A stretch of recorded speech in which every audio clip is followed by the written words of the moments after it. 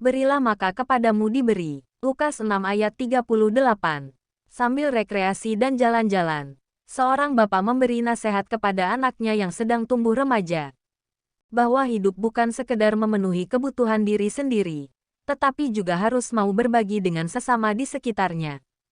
Nak, mari kita jalan-jalan ke danau, ajak bapaknya. Di tepi danau mereka duduk di bawah pohon yang rindang. Coba kamu lemparkan batu kerikil itu ke permukaan danau, perintah sang bapak. Anak itu menuruti dan melemparkan batunya. Apa kamu lihat? Ada lingkaran gelombang yang menuju ke tepian sini, jawab anaknya. Begitulah hukum alam, sahut bapaknya. Apa yang kita berikan kepada orang lain akan kembali mengarah kepada kita. Di lain waktu, bapak itu mengajak anaknya pergi hutan wisata di sebuah gunung. Di situ ada lembah yang dipisahkan oleh jurang. Bapak itu menyuruh anaknya berteriak dengan keras. Halo, suara anak itu keras. Dari ujung jurang sana muncul suara yang sama. Halo, entah siapa yang menirukan. Kita tidak tahu siapa dia. Itulah hukum gemanak, kata bapaknya.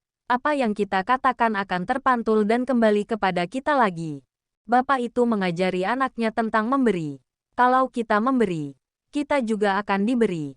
Kalau kita mengasihi, kita juga akan dikasihi. Sebaliknya kalau kita berlaku jahat kepada orang lain, maka kita pun juga akan menuai kejahatan. Semakin besar batu yang kita lempar ke danau, semakin besar juga gelombang yang kembali menuju kita. Semakin lantang suara yang kita pantulkan, maka akan besar juga terdengar kembalinya. Demikianlah nak, kalau kita banyak memberi, maka akan banyak pula kita menerimanya. Semangat ini didasarkan pada kemurahan hati Tuhan. Sebaliknya kalau kita suka menghakimi, maka kita pun akan dihakimi.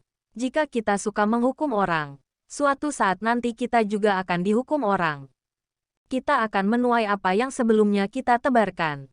Benih kebaikan yang ditebarkan, suatu saat pasti akan berbuah.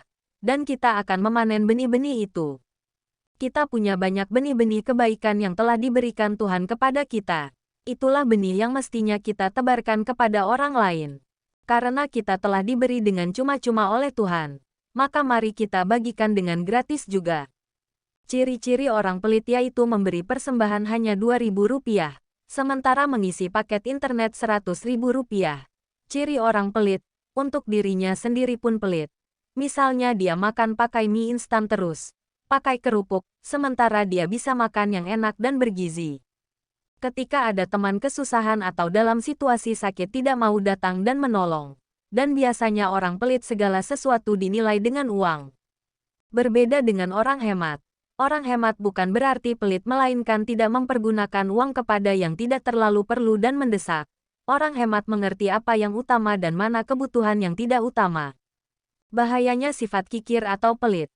1 Korintus 6 ayat 10, pencuri, orang kikir, pemabuk, pemfitnah dan penipu tidak akan mendapat bagian dalam kerajaan Allah.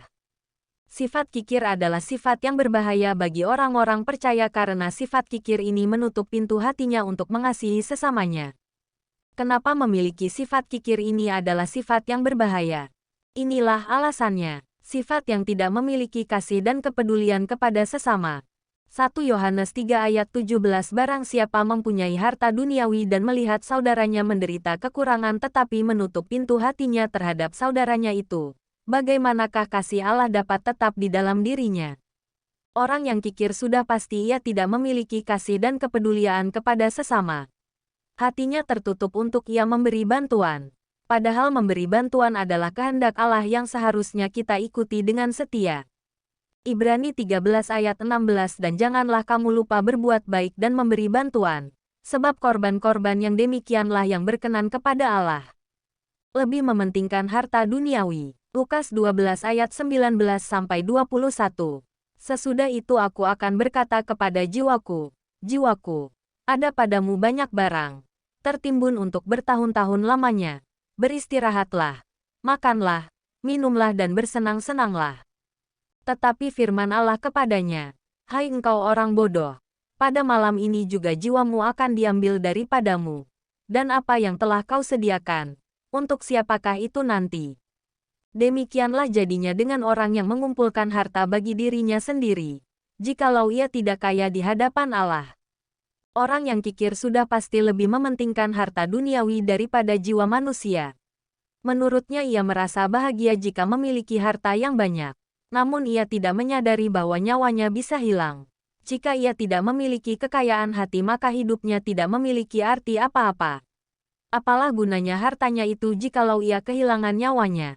Sudah tentu tidak ada gunanya. Matius 16 ayat 26. Apa gunanya seorang memperoleh seluruh dunia tetapi kehilangan nyawanya? Dan apakah yang dapat diberikannya sebagai ganti nyawanya? Hidupnya tertuju kepada kepentingan dirinya sendiri. Lukas 21 ayat 34. Jagalah dirimu, supaya hatimu jangan syarat oleh pesta pora dan kemabukan serta kepentingan-kepentingan duniawi dan supaya hari Tuhan jangan dengan tiba-tiba jatuh ke atas dirimu seperti suatu jerat.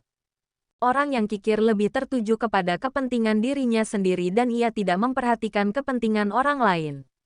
Orang yang demikian adalah orang yang egois. Karena hidupnya egois maka kasih Tuhan tidak mungkin dinyatakan atas dirinya sebab ia pun tidak memperhatikan kepentingan orang lain.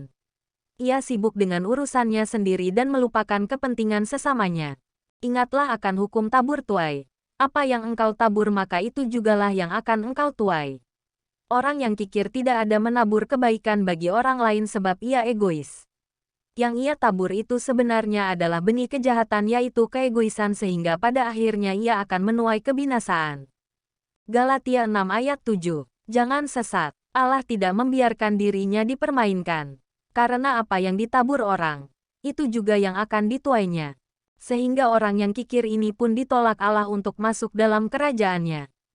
1 Korintus 6 ayat 10, pencuri, orang kikir, pemabuk, pemfitnah dan penipu tidak akan mendapat bagian dalam kerajaan Allah. Kita harus belajar untuk mau memberi bantuan kepada sesama supaya mencegah diri kita dari sifat kikir itu. Uang dan kekayaan. Sekarang saya juga akan berbicara tentang masalah hati dari sisi yang lain. Tadi dikatakan kalau kita percaya kepada Tuhan Yesus, kita akan mengasihi Tuhan Yesus dan bukan mengasihi dunia ini. Saya akan berbicara kepada saudara hari ini mengenai uang dan kekayaan. Ada seorang pakar Alkitab yang bernama James Sennett berkata bahwa 1. Ada 2350 ayat tentang uang. Sementara tentang doa ada 500 ayat. Tentang iman ada 500 ayat. 2. Ada 1 dari 10 ayat dalam perjanjian baru berbicara tentang uang. 3. Perumpamaan Yesus tentang uang lebih banyak daripada perumpamaan tentang sorga dan neraka. 3 alasan mengapa bisa ditemukan seperti itu. 1. Uang adalah saingan utama dari Tuhan Yesus. Saudara ingat kisah dari seorang muda yang kaya. Pada suatu hari ada seorang muda yang kaya datang kepada Tuhan Yesus dan bertanya, "Guru, bagaimana supaya saya dapat hidup yang kekal?" Tuhan Yesus menjawab, "Ikuti perintah Allah, kalau kamu mau jadi sempurna. Sekarang kamu pulang. Jual segala hartamu dan berikan kepada orang miskin. Kamu akan mendapatkan harta di sorga. Dan setelah itu kamu kembali ke sini. Kamu ikut aku." Ketika mendengar perkataan itu, pergilah ia dengan sedih. Alkitab katakan, sebab banyak hartanya. 2. Bagaimana cara kita menangani uang akan berdampak kepada persekutuan kita dengan Tuhan. Saudara tentu tahu tentang orang Kristen yang suam-suam kuku, yaitu orang-orang Kristen yang berkompromi. Mereka memang mendengar firman Tuhan, karena mereka adalah jemaat. Tetapi apa yang Tuhan katakan tentang mereka? Kamu ini suam-suam kuku. Kamu tahu kenapa kamu suam-suam kuku? Karena kamu berkata, "Aku kaya dan aku telah memperkaya diriku. Aku tidak kekurangan suatu apapun, tetapi aku berkata kepadamu, kamu tidak kaya seperti apa yang kamu katakan. Tetapi kamu melarat, buta, miskin dan telanjang dan aku melihat kamu ini, aku akan muntahkan kamu dari mulutku." 3. Uang akan membentuk karakter kita. Orang kaya kebanyakan, tidak semua, itu sombong dan tinggi hati. Kalau berjalan, lihatnya ke atas terus tidak tahu kalau di bawahnya ada yang bisa buat dia tersandung.